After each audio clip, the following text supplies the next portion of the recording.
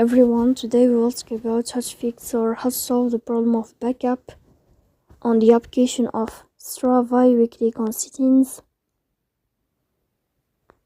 Here you will click on apps, default apps, app settings. Then you will search about the application of Strava and you will enter here.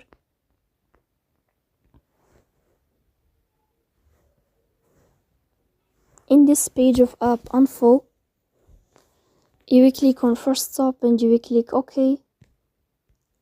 Here you will enter to storage. Then you will click on clear cache.